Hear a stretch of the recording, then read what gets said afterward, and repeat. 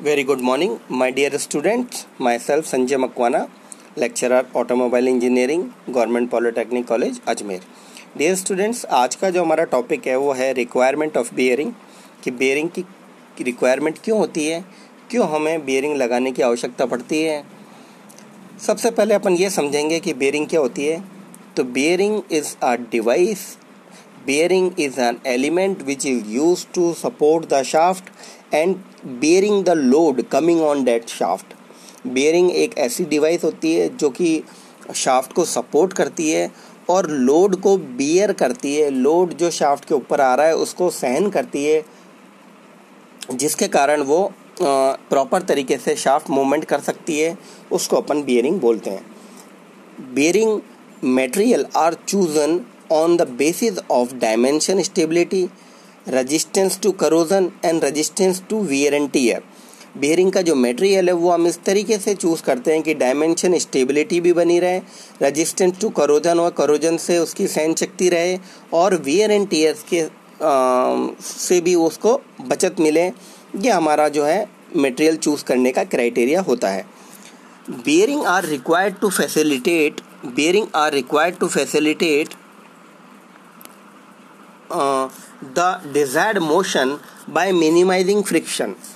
Bearing जो हम इसलिए लगाते हैं कि वो हमारा डिज़ायर्ड मोशन भी परफॉर्म हो जाए और फ्रिक्शन को अपन कम से कम कर सकें, मिनिमाइज कर सकें.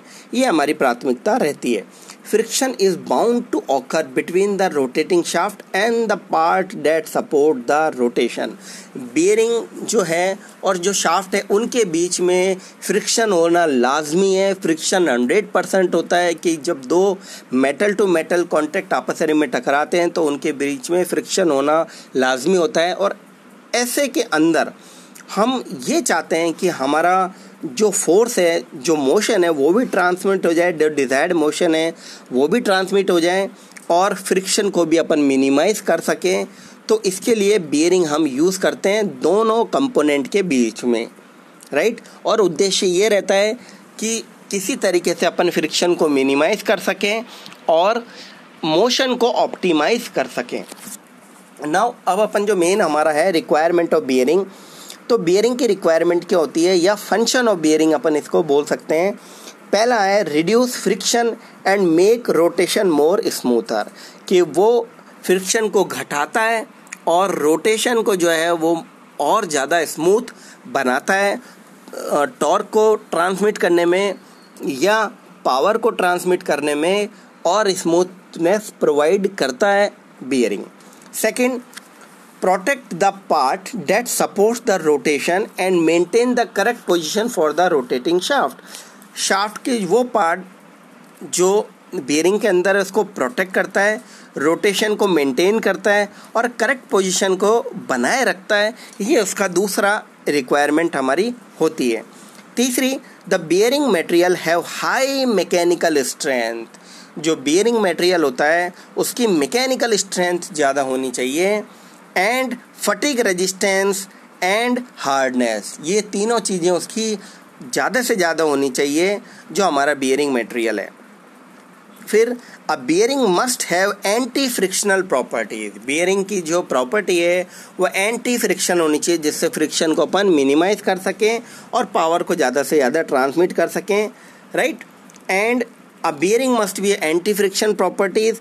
सीजिंग रेजिस्टेंस, सीज होने से रेजिस्टेंस होना चाहिए, उसको रोक सके. कंफॉर्मेबिलिटी एंड डिमेरेबिलिटी उसकी होनी चाहिए. Next, high wear resistance. Wear and tear का रेजिस्टेंस उसका हाई होना चाहिए, ये हमारी रिक्वायरमेंट में शामिल है. फिर है कोरोजन रेजिस्टेंस होना चाहिए, कोरोजन से रेजिस्टेंस प्रोवाइड करे, ये हमारी रिक्वायरमेंट में शामिल है.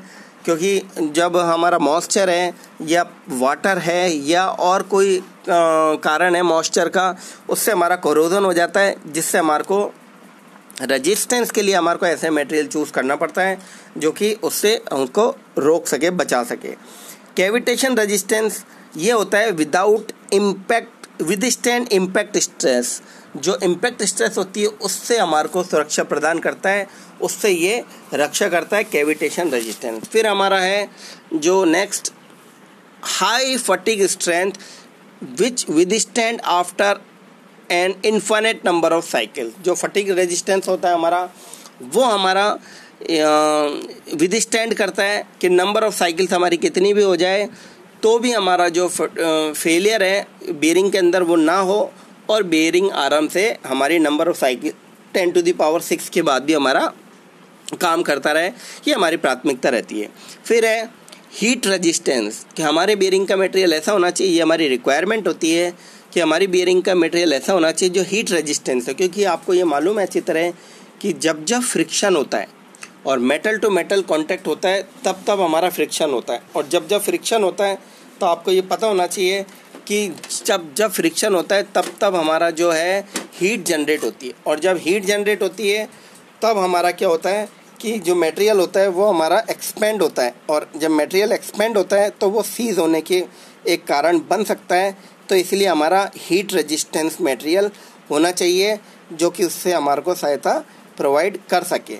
फिर नेक्स्ट है हमारा taking high load and support. जो हमारा मटेरियल है वो ऐसा होना चाहिए जो हाई लोड ले सके और सपोर्ट को ज़्यादा वहन कर सके, ज़्यादा सहन कर सके।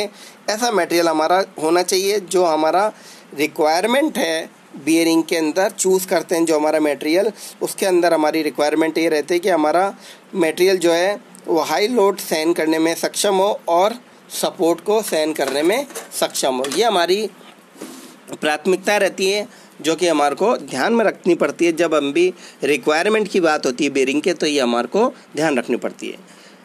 तो these are the following points which are used for requirement of the bearing. Thank you very much, बहुत बहुत धन्यवाद।